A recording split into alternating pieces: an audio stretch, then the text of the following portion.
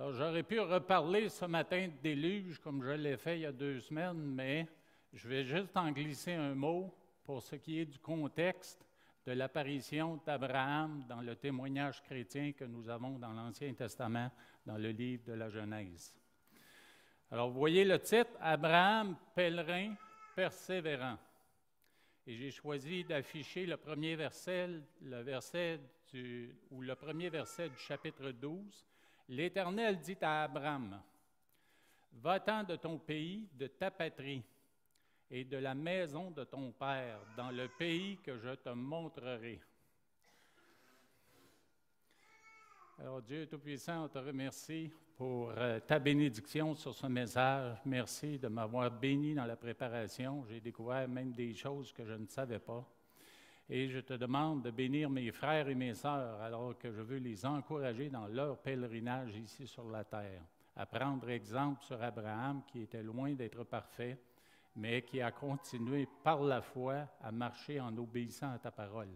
Et il est devenu le témoignage, la référence de la foi des chrétiens partout dans le monde. Alors merci pour ce temps ensemble. On te demande encore une fois de le bénir dans le nom glorieux de Jésus. Amen.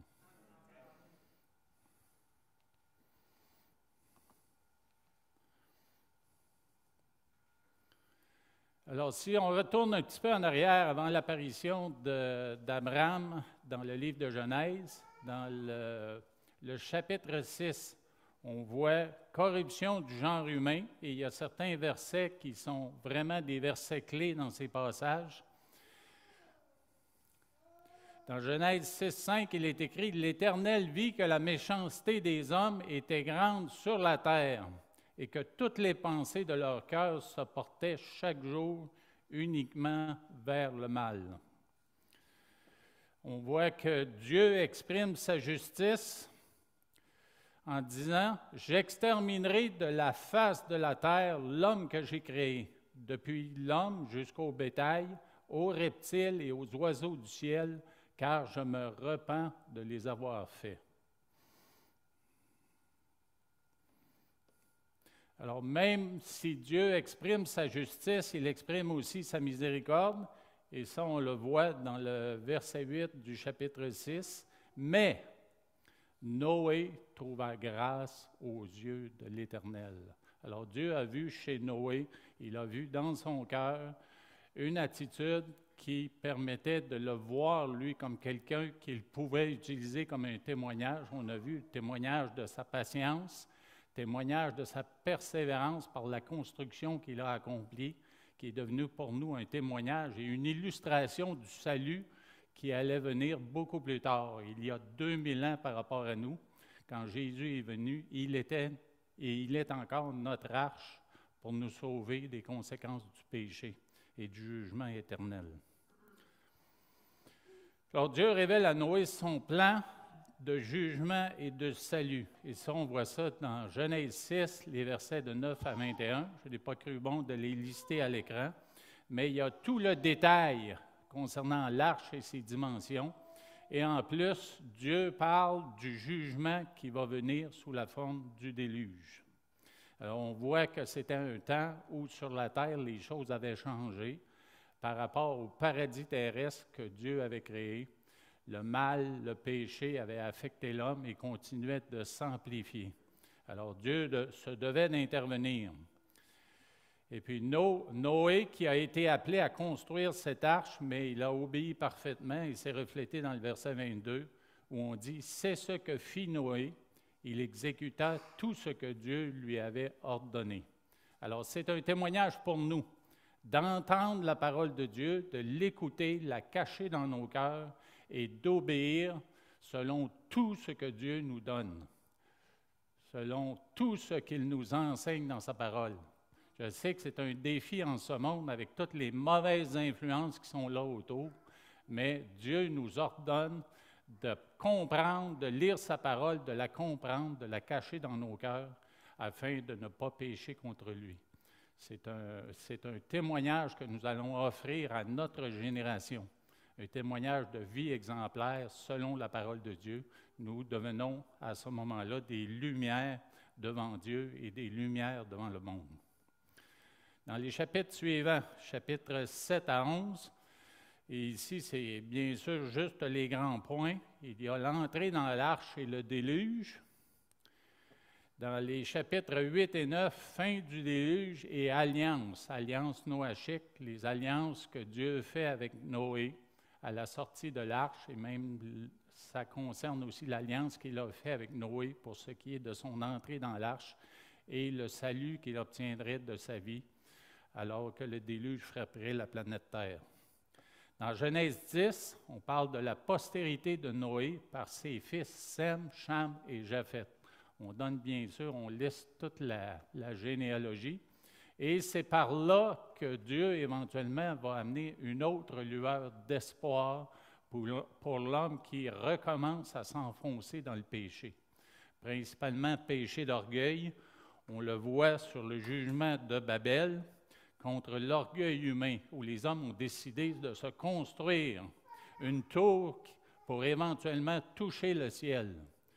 Dans un sens, c'est une représentation du fait qu'on cherche à s'élever au niveau de Dieu. Le péché que Satan a commis et le péché que les hommes aussi cherchent à faire, souvent sans vraiment se rendre compte de ce qu'ils font. Alors Dieu va amener un jugement contre la tour de Babel. Et puis là arrive une lueur de grâce et d'espoir dans la postérité de Sem. C'est ce que nous voyons dans Genèse 11, les versets 10 à 32.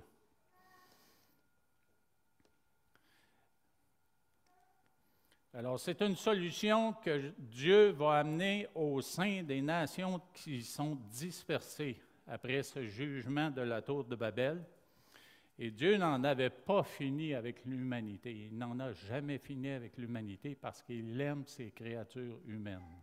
Il nous aime et il désire que nous le comprenions mieux, que nous ayons une relation intime et personnelle avec lui pour marcher dans ses voies en toute obéissance. Alors, Genèse 11 prépare le lecteur à découvrir une nouvelle œuvre de Dieu. Et cette œuvre-là va passer par cet homme-là, Abraham, qui est vraiment là, la fondation ou le début du peuple qui est choisi par Dieu, le peuple juif.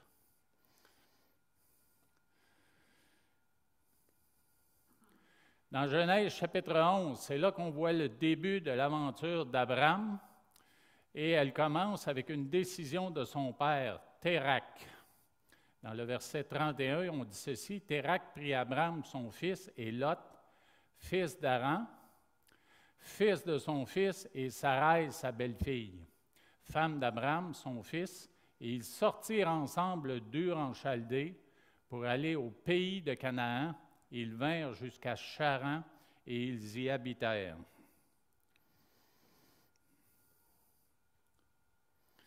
Alors, si on regarde ici sur une carte, vous avez un aperçu là, du périple que Térak avait décidé d'entreprendre. Et sur une carte, si vous mesurez la distance, vous allez arriver à quelque chose comme 1000 kilomètres. Et bien sûr, tout ça, on le fait en longeant l'Euphrate. Pourquoi? Parce que l'eau est essentielle pour la vie. Et puis, c'est sûr que dans une caravane aussi grande, mais on ne pouvait pas transporter de l'eau depuis le point d'origine jusqu'au point d'arrivée. Il n'y avait pas de moyen de faire ça à ce moment-là. Alors, c'est 1000 km, et si on prend une marche de 4 km/h, qui est une marche très raisonnable, même plus rapide que ma marche, moi, aujourd'hui, là, la marche de certaines personnes qui avancent en âge. Alors, on considère que ça pouvait être une marche, là, si on persévère beaucoup, et puis on marche longtemps dans une journée, disons 5 heures par jour. C'est une marche qui aurait pu prendre 50 jours ou plus. Alors, vous voyez qu'il y avait une détermination de Térak de se déplacer pour s'en aller à Charan. C'est un endroit où certains commentateurs disent qu'il était peut-être origine de cette région-là, avant de vivre dans la ville d'Ur. Alors, est-ce que Abraham était impliqué dans cette décision-là? Abraham était un homme adulte. Il avait sûrement un mot à dire, mais dans la parole de Dieu, on ne dit pas à ce moment-là que c'est lui qui prend la décision d'aller jusque-là, mais il était d'accord parce qu'il a suivi. Alors, il y avait quelque chose, peut-être déjà le témoignage de Dieu en lui, Dieu qui lui avait parlé et murmuré qu'il devait sortir d'Ur, qui était un endroit où il y avait beaucoup de paganisme, beaucoup d'idolâtrie, et puis il devait sortir pour aller dans un pays que Dieu lui montrerait. Et à Charan, Dieu va faire une autre révélation pour vraiment lui montrer qu'il doit sortir de Charan pour continuer le périple. Et vous voyez que l'autre trait rouge qui descend vers la gauche, eh bien, c'est l'endroit qui montre qu'il est allé vers Canaan pour compléter son périple. Alors, dans les versets du chapitre 11, les versets 26 à 32, il y a des éléments là, qui montrent que même si Dieu a choisi Abraham, on voit qu'il y a des circonstances dans sa famille qui montrent que peut-être il y a des probabilités qui sont contre ce périple pour ce qui est d'amener une bénédiction non seulement sur Abraham, sa famille et même les peuples du monde entier. Alors, au verset 28, il est écrit que son frère et Haran mourut en présence de Térak, son père, au pays de sa naissance à Ur en Chaldée. Un peu plus loin, on dit que la femme d'Abraham, Sarai, était stérile. Elle n'avait point d'enfant. On sait très bien que dans ces peuples et dans ces temps de l'Antiquité, mais la postérité était une grande bénédiction qui était grandement désirée. Puis d'ailleurs, c'est aussi un des problèmes dans la vie d'Abraham, on va voir ça plus loin, qu'il désirait à un point tel une postérité qu'ils ont choisi un plan B qui n'était pas du tout le plan que Dieu avait désiré pour Abraham et Sarai. Alors Abraham a obéi à son père, il l'a suivi jusqu'à Charan, et puis par la suite, il reçoit un appel après avoir quitté leur endroit de demeure ou leur pays d'origine, la Chaldée où se trouvait la ville d'Ur. Et maintenant, Abraham est appelé à quitter sa famille immédiate. Dans le verset 1 du chapitre 12, il est écrit « L'Éternel dit à Abraham, va-t'en de ton pays, de ta patrie et de la maison de ton père, dans le pays que je te montrerai. » Quand je vois un verset comme celui-ci, moi je pense à beaucoup de missionnaires. J'ai côtoyé dans le passé, au début de ma vie chrétienne, des missionnaires de l'association Wycliffe pour la traduction de la Bible.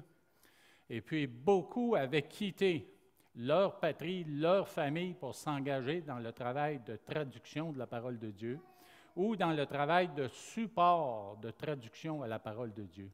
Et puis leur témoignage était vraiment incroyable, comment Dieu les avait amenés à sortir, quitter, peut-être des situations qui étaient enviables. Il y en a plusieurs, bien sûr, qui avaient travaillé, avaient eu des belles carrières dans différents domaines, et puis à leur retraite, ils ont accepté l'appel de Dieu, mais il y avait aussi des jeunes couples avec de jeunes enfants qui ont décidé d'aller sur le champ missionnaire partout dans le monde, Amérique du Sud, en Asie, en Afrique, et puis ils laissaient tout derrière pour aller servir le Seigneur. Alors, je vois ici là, que l'appel d'Abraham, c'est de laisser derrière une situation qui est possiblement enviable pour l'amener à un endroit que nous connaîtrons éventuellement comme le pays d'Israël, d'aller dans Canaan et puis d'aller là apporter un témoignage. Alors, il y a cette double promesse de Dieu à Abraham, postérité et bénédiction, qui se retrouve dans les versets suivants. Dans Genèse 12:2, « Je ferai de toi une grande nation. » Et bien sûr, plus tard, nous savons que cette promesse ou cette bénédiction, mais elle va être élargie. Élargie, une grande nation va passer à une plus grande nation, une multitude de nations. Alors, je rendrai ton nom grand et tu seras une source de bénédiction. Je bénirai ceux qui te béniront et je maudirai ceux qui te maudiront. Et toutes les familles de la terre seront bénies en toi. Alors, ce sont des promesses qui ont été faites à Abraham, mais on peut se les approprier pour nos vies à nous. Le Seigneur nous appelle dans un champ de mission qui est local ici au Québec, ou peut-être même à l'extérieur. Il veut que nous soyons des bénédictions pour des gens qui sont perdus lorsque nous annonçons la parole de Dieu et que nous témoignons de la grandeur de notre Seigneur et de la grandeur de son salut. Et bien sûr, on voit l'obéissance exemplaire dans le verset suivant d'Abraham. Abraham partit comme l'Éternel le lui avait dit. Dieu lui a dit de partir puis de tout laisser derrière, et Abraham a fait exactement ce qu'il avait demandé. Et on voit aussi que Lot partit avec lui. Il a amené son neveu. Il semble que son neveu était cher à son cœur. Il était attaché à lui, puisqu'il était le fils de son frère. On voit plus loin qu'Abraham était âgé de 75 ans lorsqu'il sortit de Charan. Et si vous faites l'équivalence là, avec le fait que la longévité a diminué depuis le temps, si vous faites l'équivalence avec une longévité aujourd'hui de 80 ans, mais on voit que Abraham, avec une longévité comme aujourd'hui, il serait parti à 35 ou 40 ans. Alors, sûrement assez bien établi en Charan pour pouvoir bien vivre, mais il a accepté l'appel de Dieu et il a décidé de partir. Alors, Abraham prit Sarai, sa femme, et Lot, fils de son frère, avec tous les biens qu'il possédait et les serviteurs qu'il avait acquis à Charan. Ils partirent pour aller dans le pays de Canaan et ils arrivèrent au pays de Canaan. Alors ici, là, la petite expression, les serviteurs qu'il avait acquis à Charan. Il y a des commentateurs de la parole de Dieu qui vont dire que c'est Abraham qui a apporté un témoignage dans la région de Charan pour que des gens acceptent le message de Dieu qu'il avait annoncé. Parce que Charan était probablement en Mésopotamie, dans un autre endroit comme Ur, où il y avait beaucoup d'idolâtrie.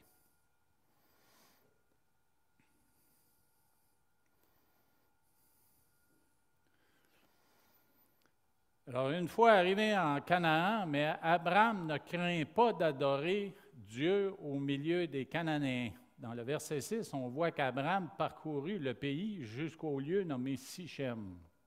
Jusqu'aux chaînes de Morée, les Cananéens étaient alors dans le pays. L'Éternel apparut à Abraham et dit, « Je donnerai ce pays à ta postérité. » Qu'est-ce qu'Abraham fait? Et Abraham bâtit là un autel à l'Éternel qui lui était apparu. Il est dans un endroit qui est païen, un endroit qui est idolâtre. Et Abraham ne se gêne pas pour construire un autel et adorer le seul vrai Dieu. Encore là, c'est une leçon pour nous, même dans les endroits où ça paraît difficile d'annoncer l'Évangile, Dieu nous demande de le faire, d'y aller avec audace, d'y aller avec courage, d'y aller avec sagesse, douceur souvent, mais quand même d'annoncer un Évangile qui est nécessaire pour le salut des personnes qui nous entourent et qui marchent encore dans les ténèbres. Au verset 8, il se transporta de là vers la montagne à l'orient de Béthel, et il dressa ses tentes, ayant Béthel à l'occident et Haï à l'orient. Il bâtit encore là un autre autel à l'Éternel, et il invoqua le nom de l'Éternel. On voit à quel point il était imprimé du désir de servir Dieu et du désir de témoigner de la grandeur de son Seigneur. Mais dans tout son témoignage, ce qui est, je crois, encourageant pour nous tous, parce que nous sommes loin d'être parfaits, on pourrait mettre Abraham sur un piédestal et dire qu'il était vraiment extraordinaire juste aux côtés de Noé, mais ces hommes étaient imparfaits, mais Dieu les utilisait quand même. Alors, il y a une faille ici dans cette armure d'Abraham, mais puis elle est révélée au travers de la présence de sa femme alors qu'il se retrouve chez les Égyptiens après une famine. Quand les Égyptiens te verront, c'est Abraham qui parle à son épouse, il dit, quand les Égyptiens te verront, ils diront, c'est sa femme. Et ils me tueront et te laisseront la vie. Dis, je te prie que tu es ma sœur, afin que je sois bien traité à cause de toi, et que mon âme vive grâce à toi. »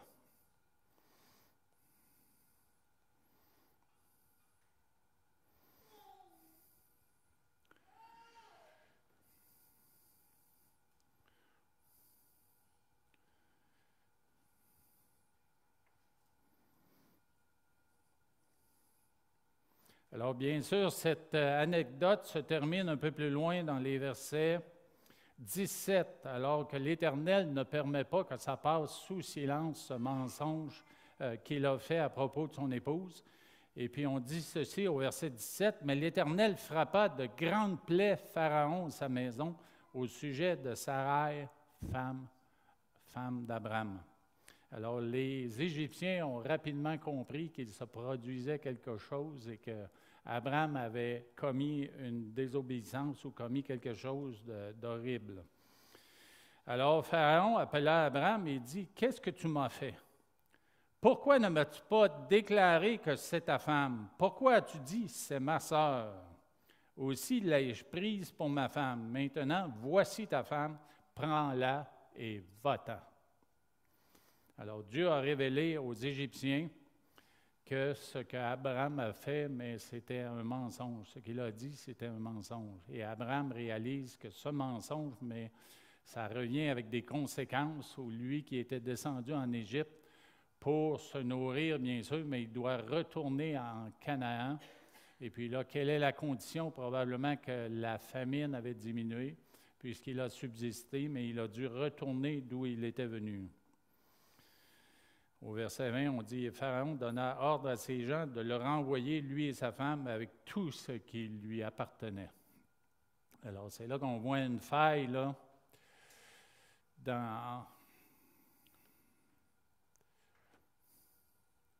on voit une faille dans cette armure de foi qu'Abraham semble porter, qui est décrite dans le livre de la Genèse. On voit qu'il y a quand même en lui là, une faille au niveau de son intégrité, au niveau de sa personne. Alors, par la suite, il y a cette querelle de bergers où Abraham démontre de la grâce, de la sagesse et de la bonté. Dans Genèse 13, les versets 6 à 18, on voit qu'une fois revenu en Canaan, mais c'est le temps de s'installer en Canaan, un endroit où il y a des vallées avec le fleuve le Jourdain, entre autres, qui est un bon endroit où être. On sait très bien que quand on est près d'une source d'eau, près d'une rivière, près d'un ruisseau, près d'un lac, mais il y a possibilité de s'approvisionner en eau. Il y a possibilité aussi d'irriguer les plantations pour pouvoir avoir des moyens de subsistance qui sont plus faciles que dans la montagne. Et puis, il y a cette difficulté entre les bergers d'Abraham et les bergers de Lot. Et puis, dans la conversation, là, une fois qu'Abraham réalise ce qui se passe, mais il dit à Lot au verset 8 de Genèse 13, il dit ceci, « Qu'il n'y ait point, je te prie, de dispute entre moi et toi, ni entre mes bergers et tes bergers, car nous sommes frères. » On voit cette disposition d'Abraham, on voit son cœur, et ça devrait être aussi notre cœur à nous de vouloir régler ces conflits-là, le faire avec amour et le faire avec douceur. Dans le verset 9, il est écrit « Tout le pays », c'est ce qu'il dit encore à Lot, « Tout le pays n'est-il pas devant toi? Sépare-toi donc de moi. Si tu vas à gauche, j'irai à droite. Si tu vas à droite, j'irai à gauche. » Alors, une façon de dire où Abraham dit, c'est toi qui as le premier choix. C'est toi qui as le premier choix. Tu as le choix de choisir ce qui est le mieux dans le pays pour ta personne, pour tes bergers, pour tes bêtes et toute ta famille. Et bien sûr, on voit que Lot, au verset 11, choisit pour lui toute la plaine du Jourdain. Alors, il a choisi ce qui était vraiment préférable. Et Abraham, lui, habita dans le pays de Canaan, et Lot habita dans les villes de la plaine et dressa ses tentes jusqu'à Sodome. On voit très bien, là, juste en entendant ce mot, que c'est un endroit où il y avait déjà là, beaucoup d'immoralité. Au verset 14, il est écrit, « L'Éternel dit à Abraham, après que Lot se fut séparé de lui, lève les yeux, et du lieu où tu es, regarde vers le nord et le midi, vers l'Orient et l'Occident. » Abraham s'installe à Hébron, à l'ouest de la mer Morte, et il démontre sa gratitude, encore une fois, par l'adoration. Alors, en regardant ce qui s'est produit, regardant l'endroit où il était, même si c'était plus difficile de produire des moyens de subsistance, mais il démontre de la gratitude et il démontre de l'adoration. Et bien sûr, il y a cet épisode-là où il y a des hommes de Canaan qui viennent kidnapper son neveu, le neveu Lot. Encore une fois, ça nous ouvre une fenêtre sur la personnalité d'Abraham et ça nous montre à quel point il aimait Lot, malgré le fait qu'il avait eu le second choix pour ce qui est des terres ou des terrains sur lesquels Abraham devait vivre en Canaan. Dans le verset 14, il est écrit « Dès qu'Abraham eut appris », et c'est dès qu'il l'eut appris que son frère, et puis son frère, bien sûr, ça fait référence à le membre de sa famille rapprochée, là, son neveu. Dans certaines traductions de la Bible, on dit son neveu. Dès qu'il eut appris que son frère avait été fait prisonnier, il arma 318 de ses plus braves serviteurs nés dans sa maison. Il poursuivit les rois jusqu'à Dan. Après qu'Abraham fut revenu vainqueur de Kédar, Laomer et des rois qui étaient avec lui, le roi de Sodome sortit à sa rencontre dans la vallée de Shavé, qui est la vallée du roi. Et ici, dans cette conversation, je n'irai pas en détail dans ça, mais on voit qu'Abraham se distance des rois de Sodome et des rois de la vallée. Il sait très bien qu'ils sont immoraux et qu'ils permettent et encouragent des comportements qui sont immoraux. Et puis, il se distance, il ne veut pas avoir affaire avec eux, et puis il ne veut pas prendre de ce que ces rois-là lui offrent comme récompense pour la campagne militaire qu'il a accomplie.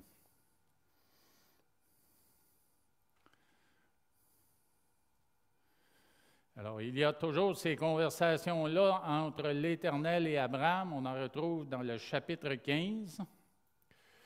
Où Abraham est rassuré parce que Dieu lui fait des promesses. On voit ça dans le chapitre 15 et le verset 1.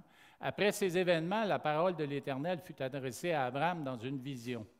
Et il dit, « Abraham, ne crains point, je suis ton bouclier, et ta récompense sera très grande, très grande. » Ce sont des versets qu'on peut s'approprier nous-mêmes, sachant que Dieu est notre bouclier.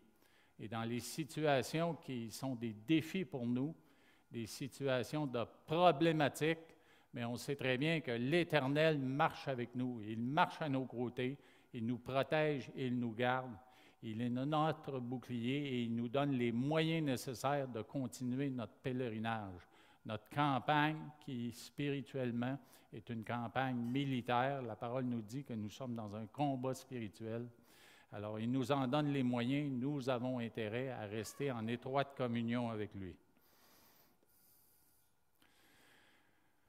Abraham, dans ces temps-là, puis peut-être depuis très longtemps, il s'inquiète concernant une postérité possible.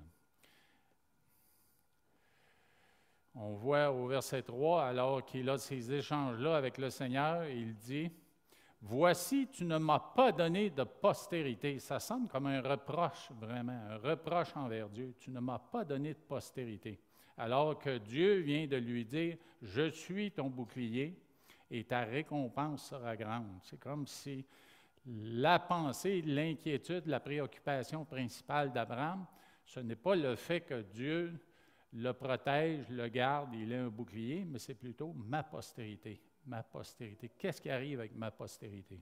Ce dossier-là, pourquoi n'est-il pas sur le dessus de tous les dossiers que Dieu traite? C'est comme si Abraham prenait celui de la postérité et le mettait sur le dessus. Et celui qui est né dans ma maison sera mon héritier. Alors, la parole de l'Éternel lui fut adressée ici. Ce n'est pas lui qui sera ton héritier, mais c'est celui qui sortira de tes entrailles qui sera ton héritier. Abraham commençait à penser que ce serait un de ses serviteurs qui serait l'héritier de tout ce qui lui appartenait, là. Et puis Dieu lui rappelle que la promesse qu'il a déjà faite, mais elle est encore valide, là. Le fait qu'il serait le père d'une grande nation. Alors, bien sûr, on voit encore une faiblesse là, du côté d'Abraham, alors qu'on voit qu'il y a, je crois, le mot est fort, là, le mot mépris, c'est un mot qu'on n'utilise pas beaucoup dans nos conversations, mais dans la parole, il est présent. Et puis, on voit ici qu'Abraham, la promesse qui lui a été faite, mais c'est comme s'il la mettait de côté complètement, il l'ignorait complètement pour choisir ce que nous appelons un plan B. Un plan B qui est une solution humaine. Combien de fois avons-nous fait cela dans nos vies? Que ce soit pour une décision financière importante, une décision relationnelle importante, un choix de carrière ou autre, on choisit la solution humaine, souvent la plus facile, la plus expéditive, disons. Et on le voit dans le chapitre 16. Sarai, femme d'Abraham, ne lui avait point donné d'enfant. Elle avait une servante égyptienne nommée Agar, et Sarai dit à Abraham, « Voici, l'Éternel m'a rendu stérile, viens, je te prie, vers ma servante. Peut-être aurai-je par elle des enfants. » Abraham écouta la voix de Sarai. Alors Sarai, femme d'Abraham, prit Agar, l'Égyptienne, sa servante, et la donna pour femme à Abraham, son mari, après qu'Abraham eut habité 10 années dans le pays de Canaan. Et on sait très bien que cette relation-là a donné naissance à Ismaël. Et on sait très bien qu'Ismaël, aujourd'hui, est encore une épine dans le côté d'Israël, puisqu'Ismaël a donné naissance à la nation arabe, tous les peuples arabes. Et puis, on sait très bien que l'islam, aujourd'hui, là, a une détermination pour beaucoup de ceux qui sont extrémistes là, d'aller détruire Israël. Et on voit aujourd'hui là, vraiment que ça prend de l'amplitude à un point tel qu'on ne sait pas ce qui va se produire demain ou dans les prochaines semaines. Et bien sûr, l'apothéose de la vie d'Abraham et du témoignage d'Abraham dans la parole de Dieu, c'est le chapitre 22, où Abraham est mis à l'épreuve. Il est mis à l'épreuve de cette façon. Après ces choses, Dieu mit Abraham à l'épreuve et lui dit, « Abraham ». Et il répondit, « Me voici ». Dieu dit, « Prends ton fils, ton unique, celui que tu aimes, Isaac, va-t'en au pays de Morija, et là, offre-le en holocauste sur l'une des montagnes que je te dirai. » Quel défi, quelle parole incroyable, alors qu'Abraham marche avec le Seigneur et puis il y avait sûrement cette tristesse de ne pas avoir de descendant qui lui était propre. Et puis Dieu, après lui avoir donné ce descendant-là, cet enfant-là, il lui demande d'aller le sacrifier. Alors on imagine cette tristesse et toutes les émotions et le bouleversement intérieur. Moi, j'ai essayé d'imaginer dans ma vie là, quel est l'événement qui ressemblait le plus à une demande comme celle-là de la part de Dieu.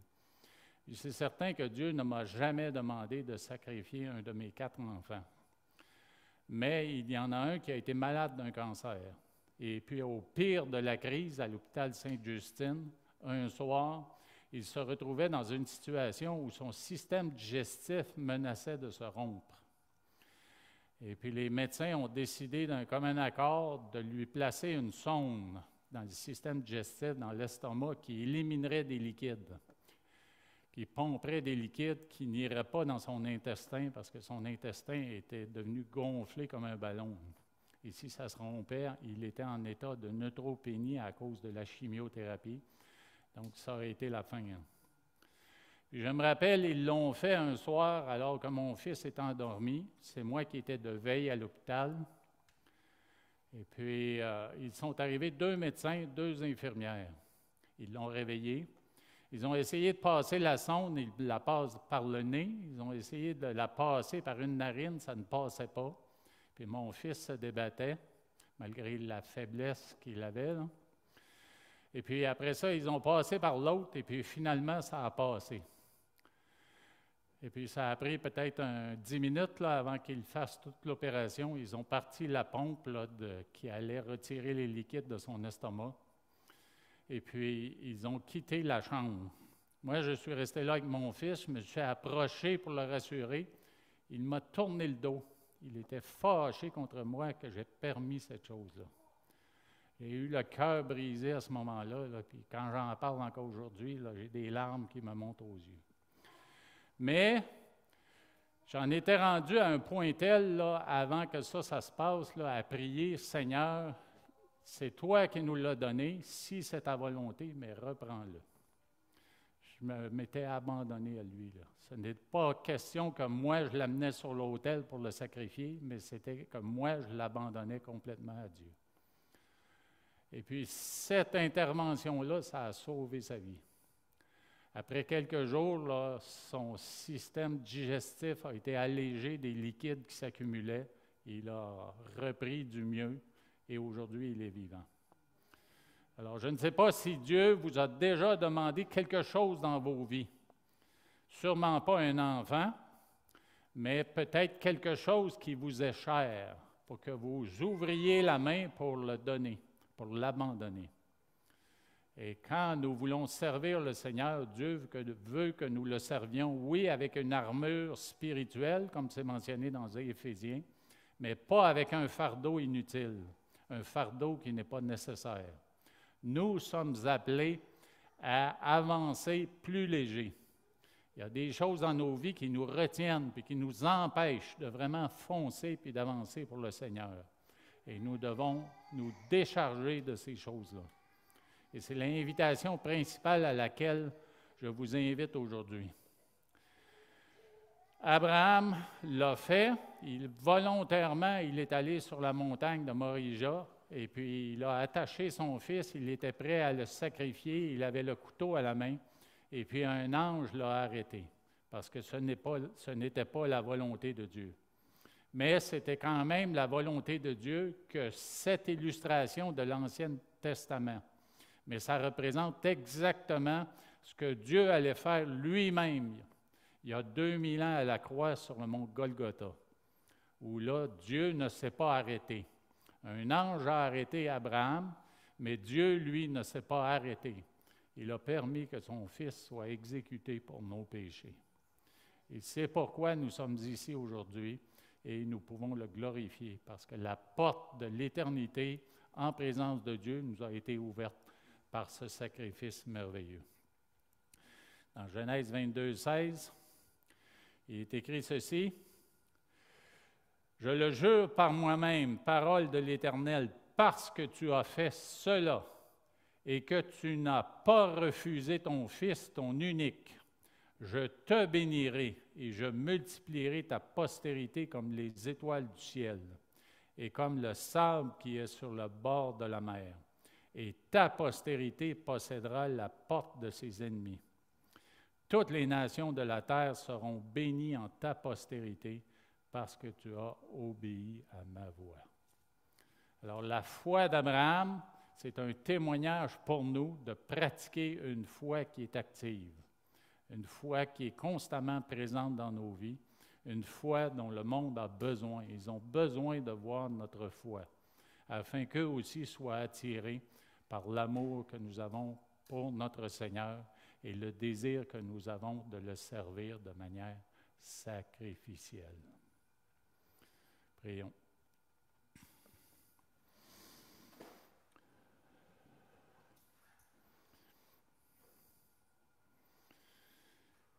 Oui, Éternel, nous voulons te remercier pour ces témoignages d'hommes et de femmes dans ta parole qui nous montrent à quel point ils étaient dévoués à ta personne, dévoués à ta volonté, à accomplir ta volonté. On a vu il y a 2 semaines Noé, comment il a persévéré dans une construction qui a pris 120 ans. Et ici, on voit Abraham qui a continué, persévérer d'un pèlerinage qui pour un temps a été peut-être un petit peu chaotique, mais qui éventuellement a montré à quel point sa foi était grande quand il est allé sur le mont Morija et qu'il a presque offert son fils en sacrifice. Et toi, tu l'as arrêté dans ta grâce. Merci pour ce témoignage qui nous encourage, nous, à sacrifier des activités, des possessions, des choses dans nos vies qui nous retiennent comme un fardeau, de marcher avec force, de marcher avec courage pour annoncer la merveilleuse parole de Dieu et le salut à une nation québécoise et les autres peuples qui sont ici maintenant au Québec. Nous te prions, ô Éternel, que tu nous donnes de nous délester de ces fardeaux afin que nous puissions être entièrement consacrés à ta parole, consacrés à la relation que nous avons avec toi et consacrés à la proclamation de l'Évangile à ceux qui sont perdus. Nous te prions par le fait même pour les membres de nos familles qui auraient peut-être déjà entendu l'Évangile. On te prie, Seigneur, que tu renouvelles par des opportunités la possibilité de leur parler de Jésus-Christ comme Seigneur, comme seul Seigneur et Sauveur. On te prie, Dieu Tout-Puissant, d'ouvrir les portes toutes grandes, d'ouvrir les cœurs afin qu'ils entendent, qu'ils saisissent les vérités de ce glorieux salut. Un salut par la grâce, un salut conçu dans l'amour, envoyé par la grâce et accompli par notre grand Seigneur Jésus-Christ. C'est en son nom que nous prions. Amen.